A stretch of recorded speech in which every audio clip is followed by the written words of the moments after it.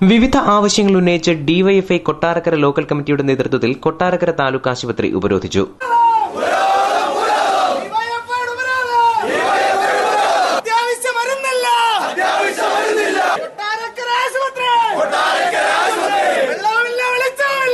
ശനിയാഴ്ച 11 മണിക്ക് നടന്ന ഉപരോധം ഡിവൈഎഫ്ഐ കൊല്ലം ജില്ലാ കമ്മിറ്റി അംഗം അഡ്വക്കേറ്റ് ഷൈൻ പ്രഭ ഉദ്ഘാടനം ചെയ്തു.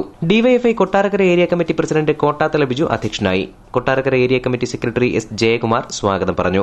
എക്സ്റേ ഇസിജി ലാബുകളുടെ പ്രവർത്തനം പുനഃസ്ഥാപിക്കുക, രാത്രികാലങ്ങളിൽ ഹോസ്പിറ്റലിലെ സാമൂഹ്യവിരുദ്ധരുടെ ശല്യം ഒഴിവാക്കാൻ പോലീസ് എയ്ഡ് പോസ്റ്റ് സ്ഥാപിക്കുക, ആശുപത്രിയിലെ കുടിവെള്ളക്ഷാമം പരിഹരിക്കുക, പ്രസവ വാർഡ് പ്രവർത്തന സജ്ജമാക്കുക, ഒപി വാർഡ് പ്രവർത്തനം കാര്യക്ഷമമാക്കുക, സ്വകാര്യ ആംബുലൻസ് ഒഴിവാക്കി സർക്കാർ ആംബുലൻസുകൾ സർവീസ് നടത്തുക, കൈക്കൂലിക്കാരായ ഉദ്യോഗസ്ഥരെ പുറത്താക്കുക എന്നീ ആവശ്യങ്ങൾ ഉന്നയിച്ചായിരുന്നു ഉപരോധം. സിപിഎം കൊട്ടാരക്കര ഏരിയ കമ്മിറ്റി അംഗം Mylam Baby, DYFI Kottarakkara area committee അംഗങ്ങളായ Mukesh S, B Linukumar, advocate Nitheesh S, V Ratikumar തുടങ്ങിയവർ ഉപരോധത്തിന് നേതൃത്വം നൽകി. News bureau, Kottarakkara.